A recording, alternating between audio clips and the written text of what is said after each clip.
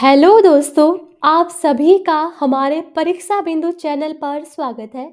आज की क्लास ये अपनी साइंस की क्लास है जिसमें हम सेल के बारे में जानेंगे यानी कि कोशिका के बारे में जानेंगे। तो अगर चैनल पर नए हो और अभी तक चैनल को सब्सक्राइब नहीं किया है तो पहले हमारे परीक्षा बिंदु चैनल को सब्सक्राइब कीजिए और अगर आपको क्लासेस अच्छा लगता है तो अपने दोस्तों के साथ में ज़रूर शेयर कीजिए। तो सेल के बारे में यहाँ पर बात करेंगे, सेल के कौन-कौन से कंपोनेंट हैं और वो क्या-क्या फंक्शन करते हैं, इन सब के बारे में यहाँ पर डिस्कस करेंगे। तो शुरू करते हैं क्लास को।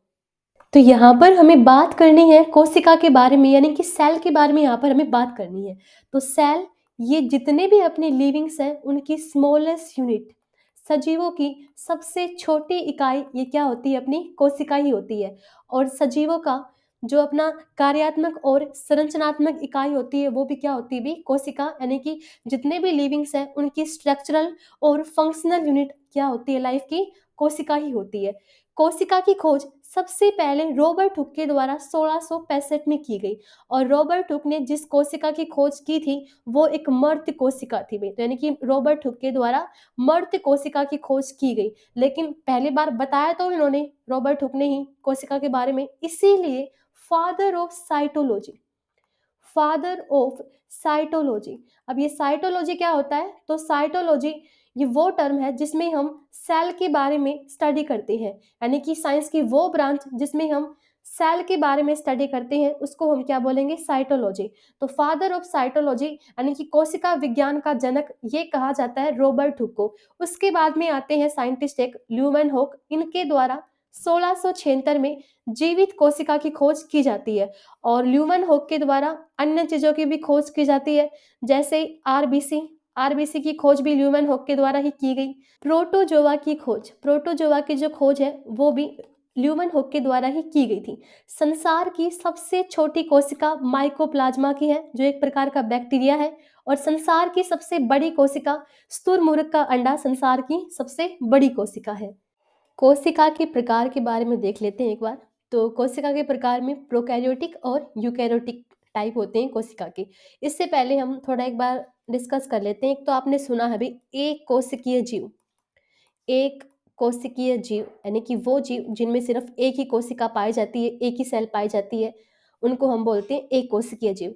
और एक आपने सुना है बहुकोशिकीय जीव, जिनमें हम आते हैं, ह्यूमन बींग्स आते हैं, जितने भी अपना एनिमल हो गए, प्लांट हो गए, वो अपना कैसे कोशिका रखते हैं भाई, तो बहुकोशिकीय जो है अपना ये होते हैं, यानी कि उनके अंदर बहुत सारे सेल होती हैं और अलग अलग सेल अलग अलग फंक्शन करती हैं, अलग अलग काम करती हैं। लेकिन जो एक कोशिकीय जीव होते हैं यहाँ पर सिर्फ एक ही सेल मिलेगी और सारे फंक्शन अपना वो एक ही सेल करेगी। तो जो एक कोशिकीय जीव होते हैं ये अपना प्रोकैरियोटिक सेल रखते हैं, यानी कि प्रोकैरियोटिक जो सेल होती हैं ये आपको सिर्फ किस में मिलेगी, एक कोशिकीय जीवों में ही आपको प्रोकैरियोटिक सेल मिलेगी। और जो यूकैरियोटिक सेल है ये आपको बहुकोशिकीय जीवों में मिलेगी। तो बात करें इन दोनों के अंदर डिफरेंस क्या है, प्रोकैरियोटिक और यूकैरियोटिक में। तो प्रोकैरियोटिक के अंदर आपको क्या नहीं मिलेगा भाई, यहाँ पर आपको न्यूक्लियस नहीं मिलेगा, किसमें भाई, प्रोकैरियोटिक के अंदर।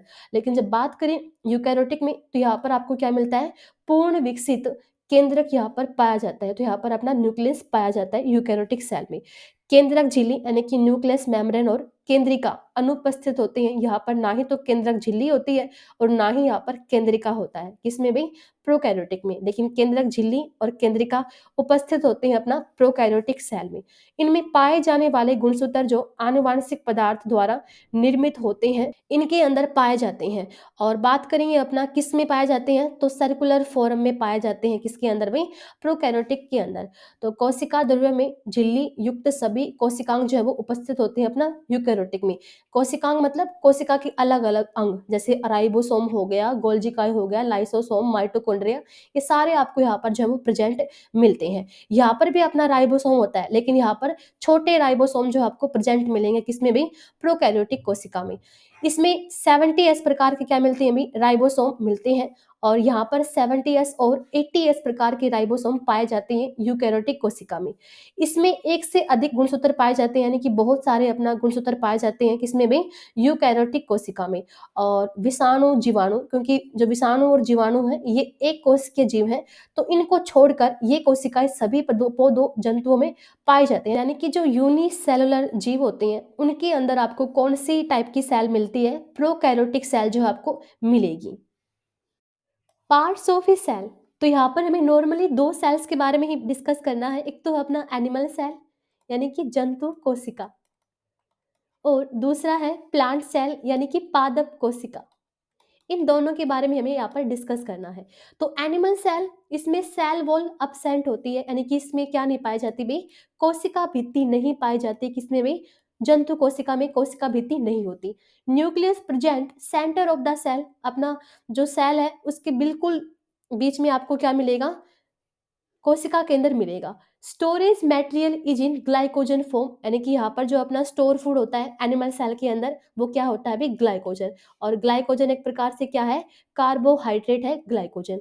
प्लांट सेल के बारे में बात करें, पादप कोशिका के बारे में, तो सेल वॉल प्रेजेंट होती है, यानी कि जो कोशिका भित्ति है वो पादप कोशिका के अंदर जो है वो पाई जाती है। ये अपना पादप कोशिका है, ठीक है। और इस पादप कोशिका के बाहर आपको दिखाई दे रहा है ये वाली क्या है भाई, तो ये है सेल वॉल, ठीक है। तो सेल वॉल पाई जाती है किसमें भाई, प्लांट सेल में।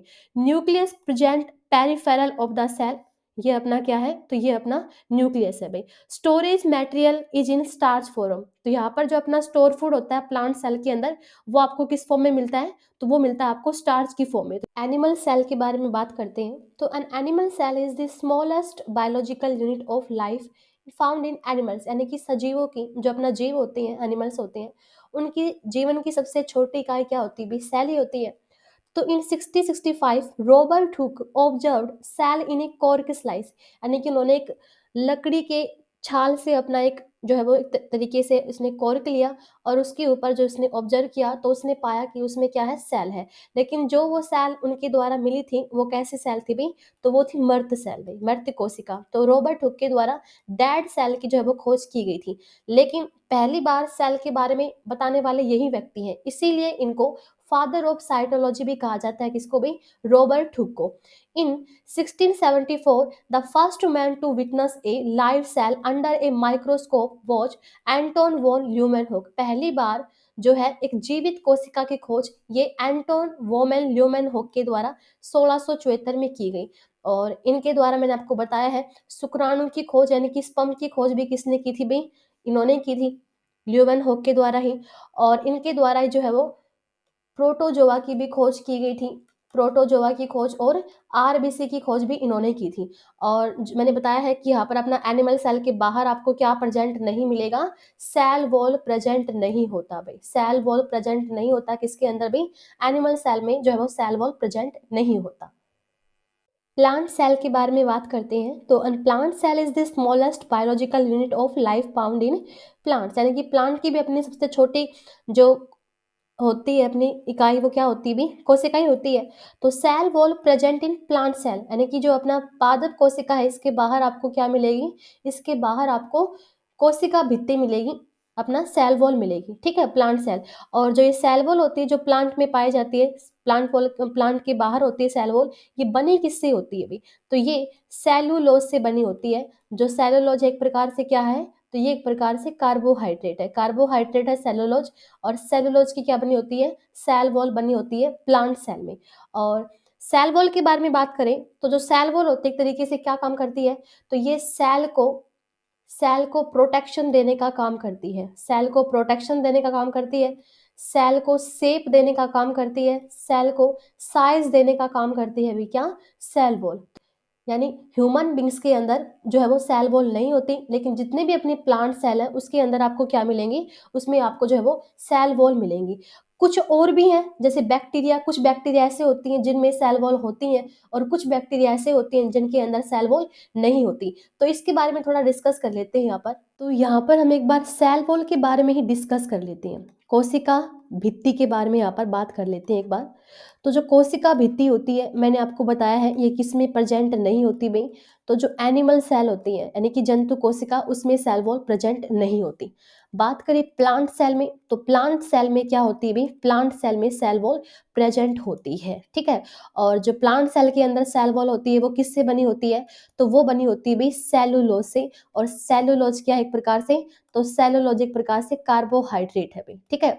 और बात करें फंगाई के अंदर, फंगाई के अंदर यानी कि कवक के अंदर, कवक में जो सेल वॉल है वो किसकी बनी होती है? तो वो बनी होती है काइटिन की, काइटिन की बनी होती है और काइटिन भी एक प्रकार से क्या है? कार्बोहाइड्रेट है। एल्गी में जो सेल वॉल होती है, एल्गी की जो सेल वॉल है, ये बनी होती है सेलुलोज से भी, क्योंकि एल्गी जो है अपना उसमें फोटोसिंथेसिस होता है, तो प्लांट की कैटेगरी में आता है अपना क्या भी? एल्गी। तो एल्गी की जो सेल वॉल होती है वो किससे बनी होती है भी? सेलुलोज की ही बनी होती है। अब कुछ बैक्टीरिया ऐसे होती हैं जिनमें सेल वॉल प्रेजेंट होती है और कुछ बैक्टीरिया ऐसे होती हैं जिनके अंदर जो सेल वॉल है वो प्रेजेंट नहीं होती। तो यहाँ पर बात करें कि जो बैक्टीरिया हैं जिनमें अपना क्या होता है? सेल वॉल प्रेजेंट होता है जिन बैक्टीरिया में, तो उन बैक्टीरिया में सेल वॉल किसकी बनी होती है? तो वो बनी होती है भई पेप्टिडो पेप्टिडो ग्लाइकोन। पेप्टिडोग्लाइकोन की सेल वॉल बनी होती है किसमें बे? बैक्टीरिया में। जीवाणु में जो कोशिका भित्ति होती है वो पेप्टिडोग्लाइकोन की बनी होती है। अब बात करते हैं जो सेल का अपना मेन पार्ट है क्या बे? न्यूक्लियस। केंद्रक के बारे में यहाँ पर बात करती हैं। तो कोशिका में केंद्रक की खोज रॉबर्ट ब्राउन के द्वारा की गई 1831 में। केंद्रक कोशिका का नियंत्रण केंद्र होता है, यानी कि जैसे हमारी पूरी बॉडी को कोऑर्डिनेट करने का काम, कंट्रोल करने का काम कौन करता है? ब्रेन करता है। तो उसी तरीके से जो कोशिका का अपना नियंत्रण केंद्र होता है वो क्या होता है भी? केंद्रक होता है। केंद्रक में क्रोमोसोम, जीन उपस्थित रहते हैं। प्रोकैरियोटिक कोशिकाओं यानी कि बैक्टीरिया, नील हरित शैवाल आदि में केंद्रक पूर्ण विकसित नहीं होता, मैच्योर नहीं होता इनमें। इसी कारण इसे इनसिपिएंट न्यूक्लियस भी कहा जाता है। केंद्रक के 4 भाग जो है वो होते हैं, उनके बारे में आगे बात करते हैं यहाँ पर। तो ध्यान रख लेना, न्यूक्लियस इसकी खोज कब होती है भी? 1831 में। और किस व्यक्ति के द्वारा की जाती है? रॉबर्ट ब्राउन के द्वारा इसकी खोज की जाती है। और यहाँ पर कुछ फैक्ट ध्यान रख लेना न्यूक्लियस से संबंधित। तो जो न्यूक्लियस होता है, केंद्रक होता है, ये सेल का सबसे बड़ा पार्ट होता है भाई, कोशिका का सबसे बड़ा भाग। कोशिका का सबसे बड़ा भाग ये क्या होता है अभी? तो कोशिका का सबसे बड़ा भाग होता है अपना केंद्रक। कोशिका का केंद्रक होता है। और प्लांट सेल में, और जब बात करें और एनिमल सेल में, तो आपसे पूछ ले प्लांट सेल में और एनिमल सेल में, इन दोनों में से कौन से केंद्रक का साइज बड़ा होगा? तो जो प्लांट सेल है उसका साइज बड़ा होता है, इसीलिए उसमें जो न्यूक्लियस है उसका साइज भी क्या होगा भाई? बड़ा होगा। तो प्लांट सेल में इसका जो साइज है वो लार्ज होता है एनिमल सेल की कंपैरिजन में। और एक तरीके से हम किसको क्या बोलते हैं? तो इसको जो है वो न्यूक्लियस को सेल का ब्रेन भी कहा जाता है भाई, सेल का ब्रेन भी कहा जाता है, यानी कि मैनेजर ऑफ सेल, ये हम किसको बोलेंगे?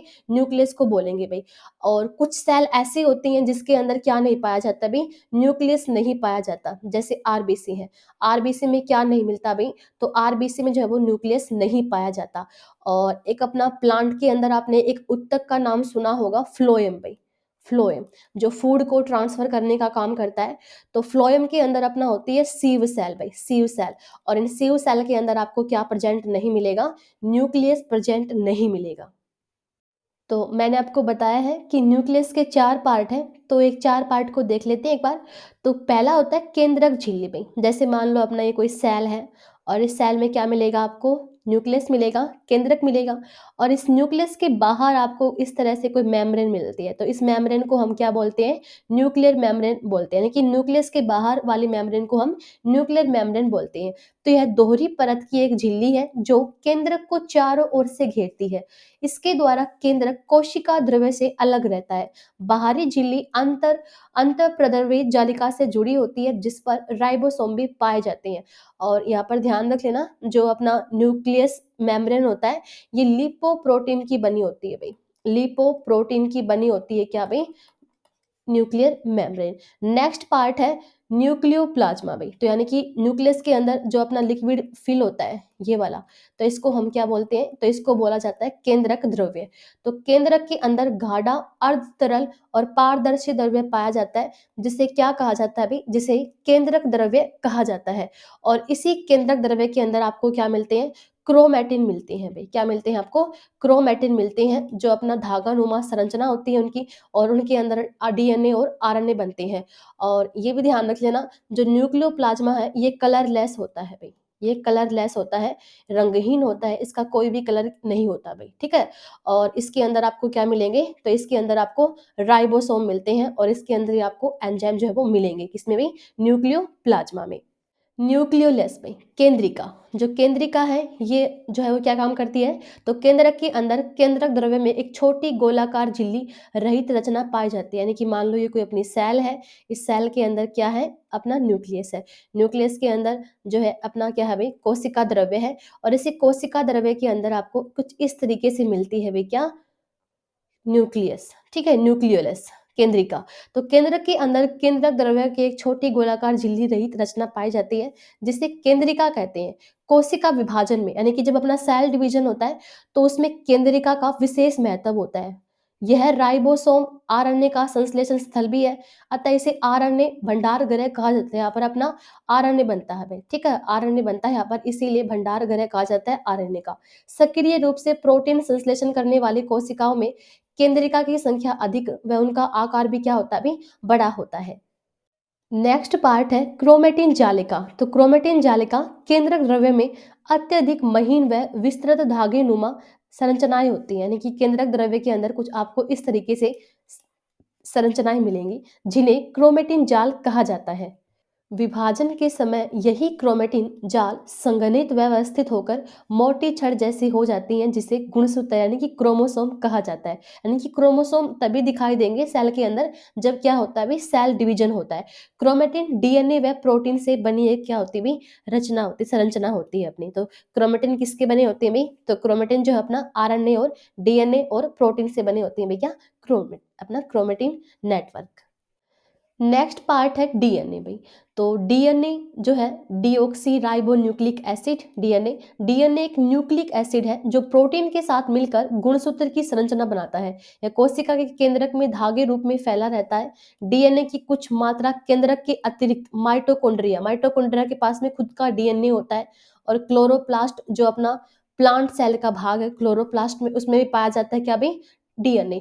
मूल रूप से यह एक आनुवांशिक पदार्थ है, यानी कि जो लक्षण होते हैं, ट्रेट्स होते हैं, गुणों को माता पिता से संतानों में पहुंचाने का काम करता है भी, क्या, डीएनए। तो डीएनए ये आपको स्ट्रक्चर दिखाई दे रही है। और ये स्ट्रक्चर कैसे है भाई, तो ये double helix, double helix structure होती है किसकी भाई, डीएनए की। एक तो स्ट्रक्चर होती है कुछ इस तरीके से, ठीक है, कुछ इस तरीके से स्ट्रक्चर होती है, ठीक।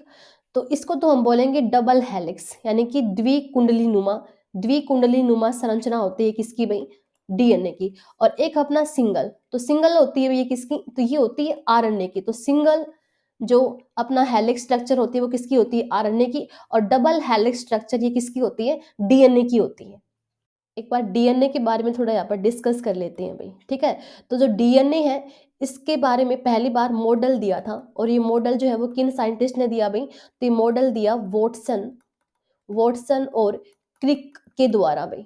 वॉटसन और क्रिक के द्वारा पहली बार डीएनए मॉडल जो है वो दिया गया। तो जो डीएनए है ये अपना किस में प्रेजेंट होता है, तो न्यूक्लियस में प्रेजेंट होता है क्या भाई, डीएनए, यानी कि केंद्रक में प्रेजेंट होता है क्या, डीएनए। और मैंने बताया है माइटोकॉन्ड्रिया के पास में भी क्या होता है, तो माइटोकॉन्ड्रिया के पास में भी खुद का डीएनए होता है। और जो प्लांट सेल है, प्लांट सेल का एक भाग है जिसका नाम क्या है भाई, क्लोरोप्लास्ट। तो क्लोरोप्लास्ट में भी आपको क्या प्रेजेंट मिलेगा, डीएनए मिलेगा। और स्ट्रक्चर कैसे बताई है मैंने आपको इसकी, तो इसकी जो स्ट्रक्चर है वो अपनी कैसी होती है भाई, डबल हेलिक्स इसकी क्या होती है, स्ट्रक्चर होती है। और डीएनए में आपसे पूछ ले कि शुगर कैसी होती है, तो इसमें 2 पेंटोज शुगर पाई जाती है, 2 पेंटोज शुगर पाई जाती है। पेंटोज का मतलब क्या, पेंट का मतलब क्या होगा, 5, यानी कि 5 जो शुगर, कार्बन वाली शुगर है वो अपना पाई जाती है किसमें में, डीएनए के अंदर जो है पाई जाती है, ठीक है। और 1 पेंटोज शुगर ये किस में पाई जाती है, तो ये पाई जाती है भी आरएनए में, 1 पेंटोज शुगर पाई जाती है आरएनए में। और इसकी स्ट्रक्चर भी मैंने आपको बताई है, सिंगल हेलिक्स स्ट्रक्चर होती है किसकी भी, आरएनए की। जबकि अपना डीएनए की जो स्ट्रक्चर होती है वो कैसी होती है, डबल हेलिक्स स्ट्रक्चर होती है। नेक्स्ट पार्ट है अपना माइटोकॉन्ड्रिया, सेल का नेक्स्ट पार्ट है माइटोकॉन्ड्रिया। तो माइट यह केवल यूकैरियोटिक कोशिकाओं में पाया जाता है, यानी कि जो अपने यूकैरियोटिक कोशिकाएं होते हैं, यानी कि जो मल्टी सेलुलर अपना जो जीव होते हैं उनमें ही पाए जाते हैं क्या भाई, अपनी माइटोकॉन्ड्रिया, जिसका मुख्य कार्य श्वसन क्रिया को संपादित करना है। यानी कि सेल के अंदर जो रेस्पिरेशन प्रोसेस है उसको कराने का जो काम है वो कौन करता है, माइटोकॉन्ड्रिया ही करता है। प्रोकैरियोटिक कोशिकाओं में माइटोकॉन्ड्रिया के समरूप रचनाएं मीसोसोम होते हैं, मतलब माइटोकॉन्ड्रिया की तरह अपना स्ट्रक्चर पाई जाती है मीसोसोम किसके अंदर भी, प्रोकैरियोटिक कोशिकाओं में, जो श्वसन तथा कोशिका विभाजन का कार्य करती हैं। मतलब जो माइटोकॉन्ड्रिया की जगह अगर हम बात करें अपना किसमें, प्रोकैरियोटिक जो जीव है यानी कि एक कोष के जीव हैं, तो वहां पर माइटोकॉन्ड्रिया की जगह पर आपको मिलेंगे मीसोसोम। और मीसोसोम के अंदर ही श्वसन की दर होती है और क्या होता है, सेल का डिवीजन होता है। माइटोकॉन्ड्रिया में ऑक्सीजन की उपस्थिति में भोजन के विखंडन से ऊर्जा मुक्त होती है, जो एटीपी यानी कि एडिनोसाइन ट्राइफॉस्फेट के रूप में संचित रहती है। यही कारण है कि माइटोकॉन्ड्रिया को कोशिका का पावर हाउस कहा जाता है। माइटोकॉन्ड्रिया में गोलाकार डीएनए व 70s राइबोसोम पाया जाता है। मैंने आपको बताया था ना, जो अपनी प्रोकैरियोटिक सेल होती हैं उनके अंदर आपको राइबोसोम मिलेगा, कौन से टाइप का, 70s टाइप का राइबोसोम मिलेगा।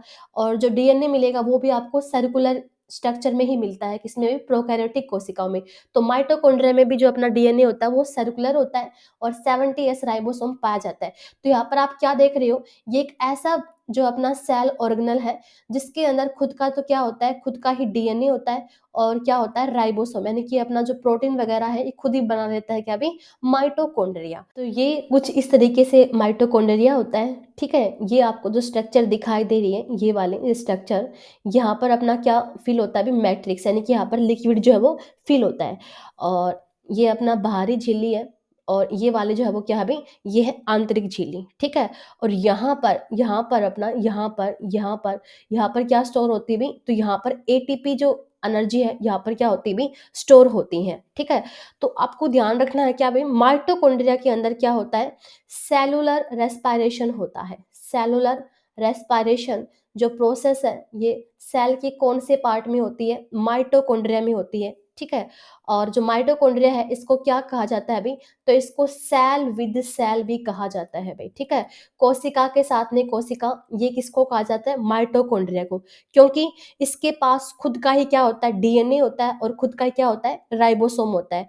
और इसको हम क्या बोल सकते हैं एक तरीके से, सेमी ऑटोनोमस बॉडी में, सेमी ऑटोनोमस बॉडी यानी कि अर्ध स्वायत्त कोशिकांग भाई, अर्ध स्वायत्त कोशिकांग यानी कि कुछ तो मतलब कोशिका कोशिका के अंदर आपको अलग अलग ऑर्गन मिलते हैं ना, जैसे अपना आपको मिल गया लाइसोसोम हो गया, राइबोसोम हो गया, ठीक है, डीएनए हो गया। तो ये माइटोकॉन्ड्रिया के पास में ये सारी चीजें खुद है, इसीलिए इसको क्या कहा जाता है, अर्ध स्वायत्त कोशिकांग भी जो इसको कहा जाता है।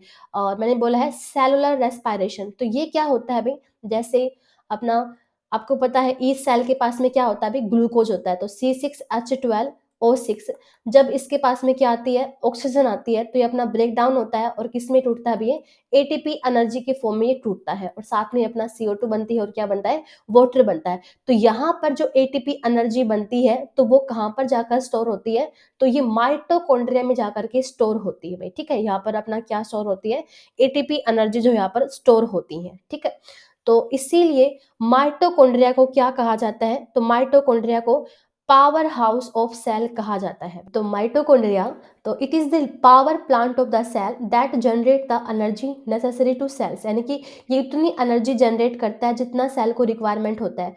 ठीक है, it promotes the growth of new cell and cell multiplication, यानी कि सेल की ग्रोथ को जो है ये प्रमोट करता है और बहुत सारी सेल बने उसको भी ये प्रमोट करता है। Mitochondria were first discovered in 1857 by physiologist Albert von Kolliker भाई। तो कोलिकर के द्वारा जो है वो क्या की गई थी, माइटोकॉन्ड्रिया की जो है खोज की गई थी। लेकिन यहाँ पर एक बात और ध्यान रख लेना, जो माइटोकॉन्ड्रिया है इसकी जो एक तरीके से नाम है, नाम किस व्यक्ति के द्वारा दिया गया था, तो वो नाम दिया था भाई बैंड ने। ठीक है, बैंड साइंटिस्ट के द्वारा माइटोकॉन्ड्रिया का जो है वो नाम दिया गया था। लेकिन पहली बार ऑब्जर्व किया ये किसने किया था भाई, कोलिकर ने, इंसेक्ट्स के अंदर जो है इसके द्वारा ऑब्जर्व किया गया। उसके बाद में फ्लेमिंग आए, उन्होंने भी मतलब इसकी खोज की, फिर इसका नाम फीलिया दिया। उसके बाद में अपना जो है वो ऑल्टमैन आते हैं, उन्होंने इसका जो नाम है वो क्या रखा भाई, बायोप्लास्ट रखा। लेकिन प्रेजेंट टाइम में इसको हम किसके नाम से जानते हैं, माइटोकॉन्ड्रिया के नाम से जानते हैं। और ये जो नाम है वो किसने दिया भाई, बैंड नाम के साइंटिस्ट के द्वारा माइटोकॉन्ड्रिया नाम जो है वो दिया गया। नेक्स्ट पार्ट है अपना सेल का, लाइसोसोम। तो ये जंतु कोशिका में प्रचुर मात्रा में पाए जाते हैं। इनका निर्माण गोल्जी काय में होता है तथा ये अंतःकोशिकीय पाचन के मुख्य स्थान होते हैं। कभी कभी लाइसोसोम अपनी ही कोशिका का पाचन कर कोशिका को नष्ट कर देते हैं। इसी कारण इन्हें आत्महत्या की थैली यानी कि सुसाइडल बैग और पाचन सेल भी कहा जाता है, यानी कि डाइजेस्टिव बैग भी कहा जाता है। जैसे हमने देखा ना, माइटोकॉन्ड्रिया के अंदर अपना खाना बनता है, श्वसन की प्रक्रिया कहाँ पर होती है, माइटोकॉन्ड्रिया में होती है। लेकिन यहाँ पर डाइजेशन की प्रोसेस होती है अपने कौन से सेल की कौन से पार्ट में, लाइसोसोम वाले पार्ट में। Lysosomes are organelles that help break down certain materials inside the cell. Lysosomes are also called suicidal bags. They were discovered and named by Belgian biologist Christian de Duve. तो de डूवे नाम के scientist के द्वारा जो है वो lysosome की खोज की गई। Lysosome are absent in plant cell, मतलब अगर आपको दिखाई भी देंगे ना, बहुत रेयर मिलेंगे आपको किसके अंदर में, प्लांट सेल के अंदर। नॉर्मली मिलते ही नहीं है लाइसोसोम, किसमें भी, प्लांट सेल में नॉर्मली मिलते ही नहीं है। तो lysosome are absent in plant cell. तो यहाँ पर थोड़ा डिस्कस कर लेते हैं अभी लाइसोसोम के बारे में। जो लाइसोसोम है इसके बारे में यहाँ पर थोड़ा डिस्कस कर लेते हैं भाई। तो लाइसोसोम, इसकी खोज मैंने आपको बताया है। तो इसकी खोज किसके द्वारा की गई थी भाई, तो डी डुवे नाम के साइंटिस्ट के द्वारा इसकी खोज की गई। और ये अपनी कैसे संरचना होती है भाई, तो एक थैलीनुमा संरचना होती है, थैलेस टाइप इसकी स्ट्रक्चर होती है किसकी भाई, लाइसोसोम की। और इसमें जो मेम्ब्रेन होती है वो सिंगल मेम्ब्रेन होती है। जैसे माइटोकॉन्ड्रिया में मेम्ब्रेन हमने पढ़ा, कैसी मेम्ब्रेन होती है भाई वो, तो वहां पर डबल मेम्ब्रेन थी। और यहाँ पर लाइसोसोम में कैसी मेम्ब्रेन होती है, सिंगल जो मेम्ब्रेन होती है। अब इसको क्या क्या कहा जाता है लाइसोसोम को, तो इसको कहा जाता है भाई सुसाइडल बैग। सुसाइडल बैग जिसको हम बोलते हैं आत्मघाती थैली भी इसको कहा जाता है। इसको कहा जाता है डिस्पोजल बैग में, डिस्पोजल बैग ये भी किसको कहा जाता है, लाइसोसोम को। इसको स्क्वेंजर भी कहा जाता है, स्क्वेंजर लाइसोसोम को ही कहा जाता है, यानी कि सफाई कर्मी। ये सारी बातें क्यों कही जाती हैं उसको हम डिस्कस करेंगे। और इसको एटम बम भी कहा जाता है, ठीक है, एटम बम यानी कि परमाणु बम। कोशिका का कौन सा अंग ऐसा है जिसको परमाणु बम भी कहा जाता है, तो वो लाइसोसोम को कहा जाता है। अब जो लाइसोसोम है मैंने आपको बताया है, ये प्लांट सेल के अंदर आपको क्या मिलेंगे भाई, बहुत कम, रेयर मिलेंगे आपको प्लांट सेल के अंदर। ज्यादा किसमें पाए जाते हैं अपने, तो एनिमल सेल में जो है ये पाए जाते हैं। और यहाँ पर भी एक बात ध्यान रख लेना, जो आरबीसी है, आरबीसी हमने थोड़ा पीछे डिस्कस किया है, उसके अंदर क्या नहीं पाया जाता भाई, उसमें न्यूक्लियस नहीं पाया जाता। आरबीसी में लाइसोसोम भी नहीं पाया जाता, ये बात भी ध्यान रख लेना। आरबीसी के अंदर लाइसोसोम भी नहीं होता और आरबीसी में क्या नहीं पाया जाता भाई, न्यूक्लियस भी नहीं पाया जाता। अब बात करें जो डब्ल्यूबीसी होती है, तो डब्ल्यूबीसी में सबसे ज्यादा लाइसोसोम पाए जाते हैं। सबसे ज्यादा जो लाइसोसोम है वो किसमें पाए जाते हैं भाई, व्हाइट ब्लड सेल में जो है वो सबसे ज्यादा लाइसोसोम पाए जाते हैं। और उसके बाद में हम बात करें स्लाइवा हो गया, जो लार होती है उसमें पाया जाता है लाइसोसोम, ठीक है। जो अपना कुफर सेल होती है, यानी कि जो अपना लीवर के अंदर होती है, पैनक्रियाज हो गया, किडनी सेल हो गया, ठीक है, स्प्लिन हो गया, यानी कि प्लीहा हो गया, यहाँ पर आपको क्या मिलेंगे, तो यहाँ पर आपको क्या मिलेंगे भी, लाइसोसोम। लेकिन सबसे ज्यादा कहाँ पर मिलेंगे, डब्ल्यूबीसी में लाइसोसोम मिलती हैं। एक डब्ल्यूबीसी के अंदर आपको 2000 से अधिक लाइसोसोम जो है वो प्रेजेंट मिल सकती हैं। जैसे ये अपना मान लो कोशिका का ये क्या है, लाइसोसोम है, ठीक है। यहाँ पर अपना ये छोटे छोटे छोटे छोटे छोटे छोटे अपने क्या होते हैं, छोटे छोटे यहाँ पर एंजाइम होते हैं, किसमें, लाइसोसोम के अंदर। तो लाइसोसोम के अंदर जो एंजाइम पाए जाते हैं इनको क्या कहा जाता है, तो इनको कहा जाता है भाई हाइड्रोलाइटिक एंजाइम। हाइड्रोलाइटिक एंजाइम ये कहाँ पर पाए जाते हैं, तो हाइड्रोलाइटिक एंजाइम पाए जाते हैं भी कहाँ पर, अपना लाइसोसोम में जो है पाए जाते हैं, ठीक है। और जो हाइड्रोलाइटिक जो एंजाइम है ये क्या करते हैं, ये एक तरीके से इंटरसेलुलर डाइजेशन करते हैं भाई, inter cellular digestion. Intercellular digestion करने का जो काम है वो कौन करते हैं भाई, हाइड्रोलाइटिक एंजाइम करते हैं। और जो ये हाइड्रोलाइटिक एंजाइम है ना, इनका पीएच मान ध्यान रख लेना भाई, इसका पीएच मान होता है 4 से लेकर 5, यानी कि किस नेचर के हो गए, एसिडिक नेचर के होते हैं भाई। हाइड्रोलाइटिक एंजाइम ये एसिडिक नेचर के होती हैं। तो एसिडिक नेचर की होती हैं, तो मान लो कोई भी अपना बाहर से खराब बैक्टीरिया आया या फिर कोई भी क्या है भाई, वायरस आया, तो उसको किल करने का जो काम है वो कौन करते हैं, अपना हाइड्रोलाइटिक एंजाइम करते हैं। यानी कि बाहर से आने वाले जो अपने बैक्टीरिया हैं और अपने क्या है, कोई भी घटिया वायरस है, ठीक है, वायरस तो सारे ही घटिया होते हैं, तो उनको सफाया करने का जो काम है वो कौन करता है भाई, तो वो करता है लाइसोसोम। इसीलिए इसको सफाई कर्मी कहा जाता है, किसको भाई, लाइसोसोम को सफाई कर्मी जो है वो कहा जाता है। कई बार जो ये हाइड्रोलाइटिक एंजाइम होते हैं ये कभी कभी बहुत ज्यादा अमाउंट में बन जाते हैं। ज्यादा अमाउंट में बनने से क्या होता है, जो लाइसोसोम की जो मेम्ब्रेन होती है, इसके बाहर जो मेम्ब्रेन होती है वो क्या होती है भी, वो फट जाती है, ठीक है। तो इसीलिए हम इसको क्या बोल देते हैं, इसको एटम बम भी जो है वो बोल देते हैं, यानी कि अपने आप को ही मतलब ये खत्म कर लेता है, इसीलिए इसको हम क्या बोल देते हैं, एक तरीके से सुसाइडल बैग भी जो है इसको बोल देते हैं, ठीक है। अब आपसे पूछ ले कि जो लाइसोसोम है ये बनता कैसे है, तो गोल्जी कोय आपने सुना है, गोल्जी कोय में आगे डिस्कस करेंगे इसके बारे में। गोल्जी कोय के टूटने से क्या बनता है, तो गोल्जी कोय के टूटने से बनता है भी क्या, लाइसोसोम। नेक्स्ट पार्ट है वैक्यूल में, रिक्टिकाई। तो vacuoles help maintain water balance, keeps the proper pressure in the cell and supports the growing cell. Vacuole was first discovered in 1676 by a Dutch scientist जिनका नाम है एंटोनी वॉन ल्यूमेनहोक के द्वारा ही vacuole की क्या की गई थी भी, खोज की गई थी।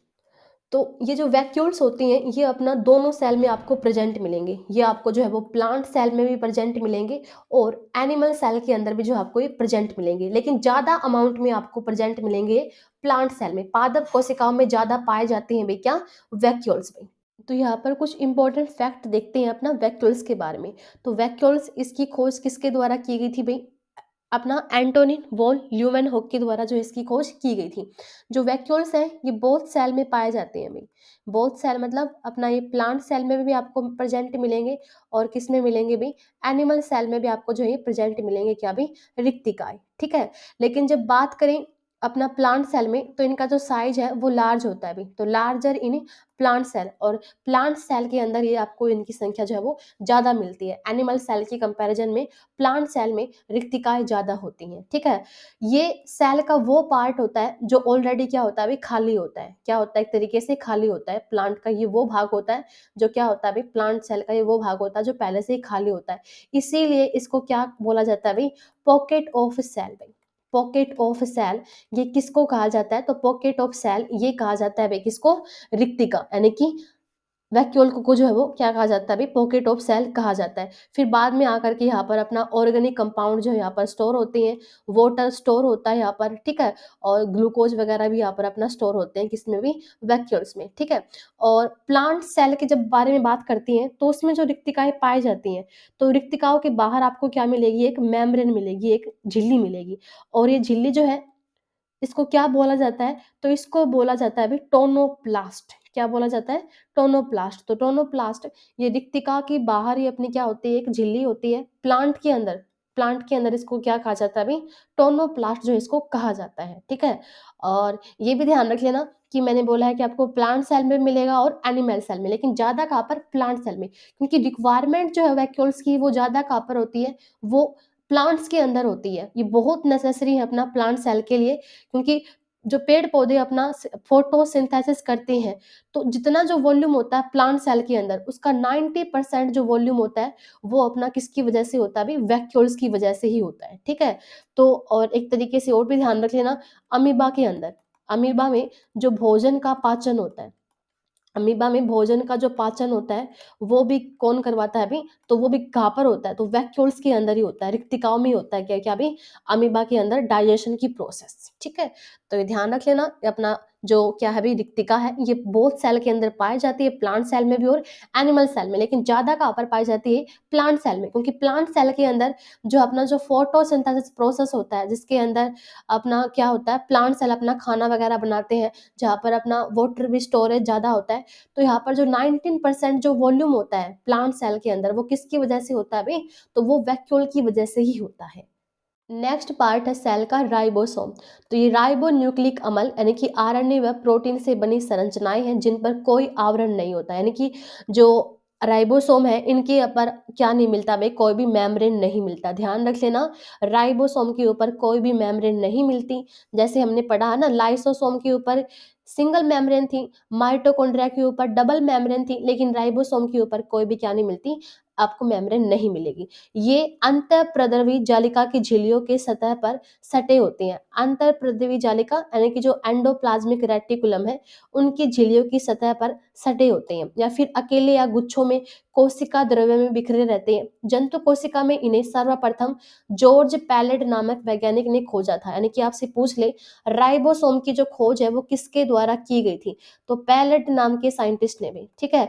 पैलेट नाम के साइंटिस्ट के द्वारा राइबोसोम की जो है वो खोज की गई थी। राइबोसोम प्रोटीन संश्लेषण में सहायक होते हैं। राइबोसोम का निर्माण केंद्रिका के द्वारा होता है भाई, यानी कि न्यूक्लियस। ठीक है, न्यूक्लियस में मैंने आपको बताया ना, आरएनए होता है और क्या होता है अभी, डीएनए होता है।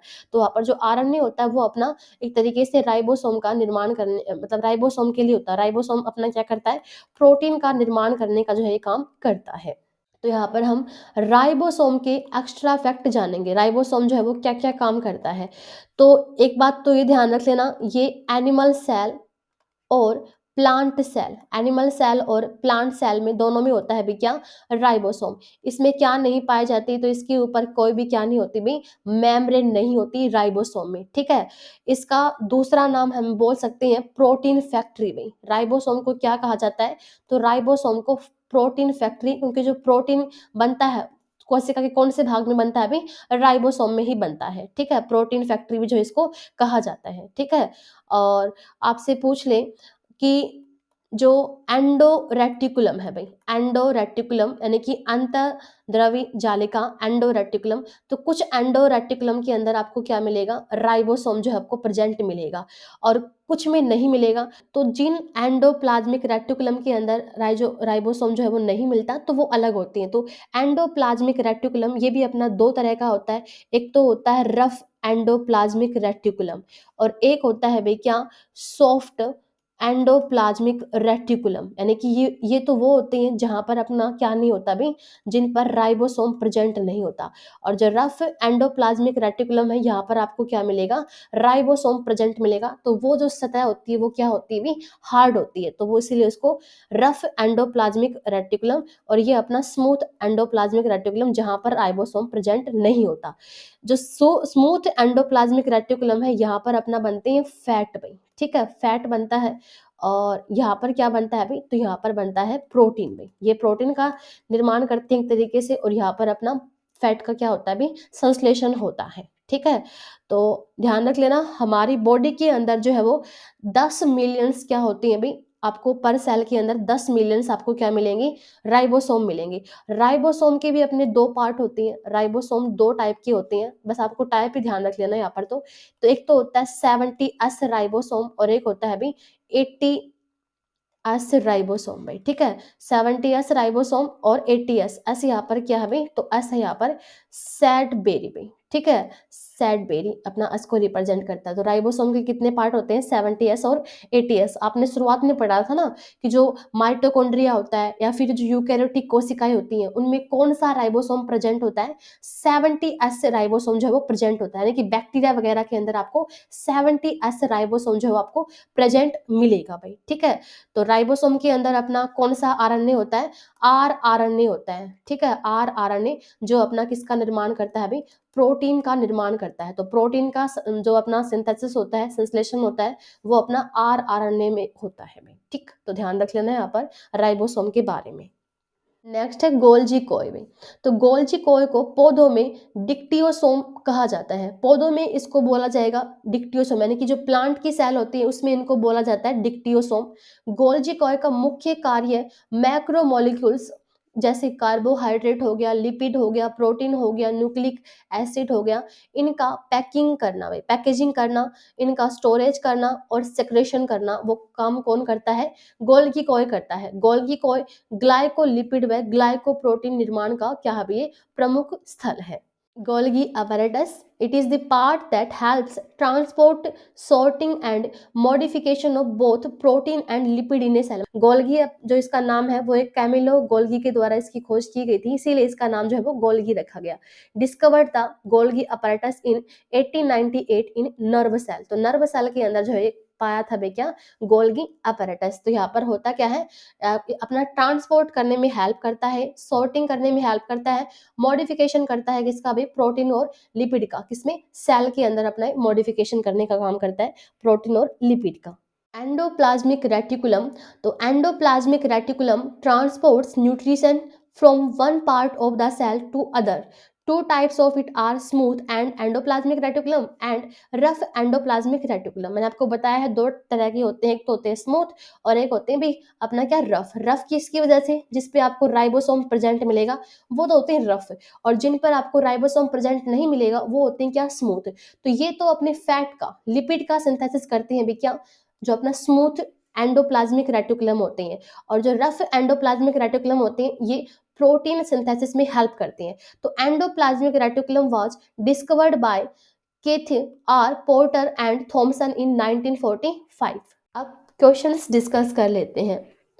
कोशिका में केंद्रक की खोज किसने की थी, तो ये की थी भाई रॉबर्ट ब्राउन ने। रॉबर्ट ब्राउन के द्वारा कोशिका में केंद्रक की खोज की। मैंने आपको बताया है कोशिका में जो अपना सबसे बड़ा पार्ट होता है वो क्या होता है, न्यूक्लियस ही होता है। कोशिका का सबसे बड़ा पार्ट क्या होता है, न्यूक्लियस होता है। रॉबर्ट हुक, इसको क्या कहा जाता है भाई, father of cytology. Father of cytology किसको कहा जाता है, रॉबर्ट हुक को कहा जाता है फादर ऑफ साइटोलॉजी। और जो अपने जॉर्ज पैलेड है इनके द्वारा किसकी खोज की गई थी भाई, राइबोसोम की। राइबोसोम की खोज किसने की थी भाई, जॉर्ज पैलेड नाम के साइंटिस्ट ने की थी। निम्न में से किस कोशिकांग को एटम बम कहते हैं, तो मैंने आपको बताया है लाइसोसोम को एटम बम कहते हैं। मतलब ऐसे एकदम से फट जाता है जैसे एटम बम फटता है, जब इसके अंदर जो हाइड्रोलाइटिक एंजाइम ज्यादा बन जाते हैं ना तो अपने आप की जो ये खत्म कर लेता है, तो इसीलिए इसको बोल देते हैं हम क्या, आत्मघाती थैली। और फिर दूसरा इसको हम क्या बोल देते हैं, एटम बम। मतलब इस तरीके से एकदम से फटते हैं जैसे अपना एटम बम फटता है, ठीक है। निम्न में से किस कोशिकांग को कोशिका का पावर हाउस कहते हैं, यानी कि जहां पर एटीपी एनर्जी स्टोर होती है, तो कहां पर होती है भाई, माइटोकॉन्ड्रिया में जो है वो एटीपी एनर्जी स्टोर होती है, इसीलिए कोशिका का पावर हाउस कहते हैं। तो कोशिका के अंदर जो कोशिकीय श्वसन दर है भाई, कोशिकीय श्वसन प्रक्रिया, यानी कि एक तरीके से हम ये भी बोल सकते हैं कि जो खाना बनता है, ठीक है, खाना बनता है एक तरीके से, तो वो अपना कौन से पार्ट में बनता है, तो वो बनता है भी माइटोकॉन्ड्रिया में, ठीक है। और जो राइबोसोम होता है, राइबोसोम, इसमें आपको क्या मिलेगा, तो यहाँ पर अपना प्रोटीन का संश्लेषण होता है, प्रोटीन बनता है भाई, क्या बनता है, प्रोटीन बनता है अपना कहाँ पर, राइबोसोम में। कोशिका झिल्ली, तो आपको सेल के बाहर जो आपको सेल की प्रोटेक्शन करती है कोशिका झिल्ली, ये हर तरह की आपको जो है वो सेल के अंदर मिलेगी, क्या, कोशिका झिल्ली। सेंट्रोसोम, जो सेंट्रोसोम है ये जो है अपना सेल का एक पार्ट है, जो सेल डिवीजन होता है ये अपना उसमें मदद करता है भी क्या, सेंट्रोसोम। न्यूक्लियस के बाहर डीएनए कहाँ मिलता है, तो न्यूक्लियस के बाहर डीएनए मैंने आपको बताया है माइटोकॉन्ड्रिया में मिलेगा, और एक बताया था मैंने आपको क्लोरोप्लास्ट भाई, क्लोरोप्लास्ट और माइटोकॉन्ड्रिया में क्या मिलता है, डीएनए मिलता है, ठीक है। माइटोकॉन्ड्रिया में खुद का राइबोसोम होता है, कौन सा राइबोसोम होता है भाई, 70S राइबोसोम होता है, और माइटोकॉन्ड्रिया के पास में ही खुद का ही अपना क्या होता है, डीएनए होता है। आत्महत्या की थैली किसको कहा जाता है, तो वो कहा जाता है सुसाइडल बैग, लाइसोसोम को कहा जाता है सुसाइडल बैग। और इसके बाहर कितना, जब मेम्ब्रेन कैसी होती है, डबल होती है फिर सिंगल, तो ध्यान रख लेना सिंगल मेम्ब्रेन होती है लाइसोसोम के बाहर। और जो राइबोसोम है इसके बाहर कोई भी क्या नहीं होती, मेम्ब्रेन नहीं होती भाई।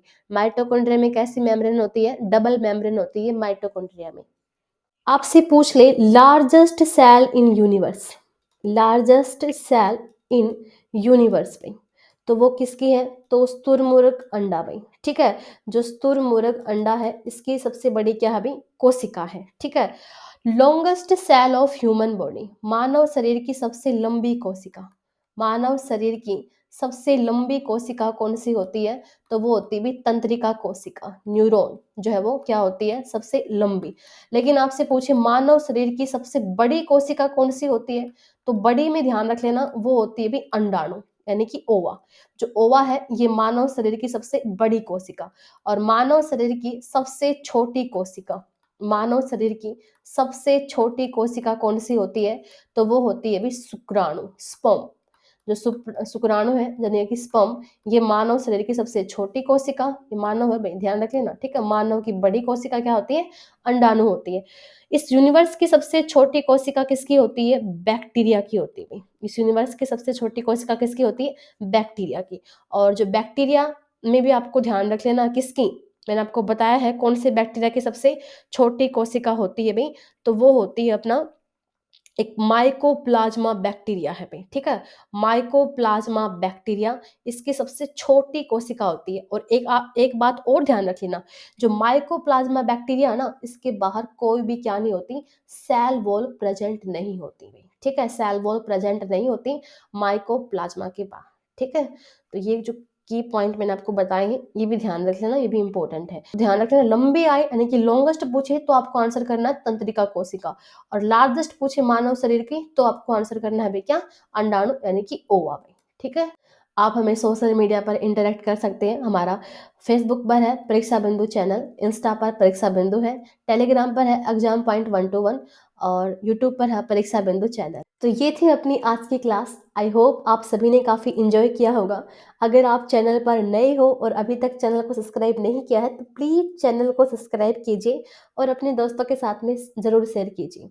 तो आज के लिए इतना ही, मिलते हैं अपनी नेक्स्ट क्लास में। शुक्रिया।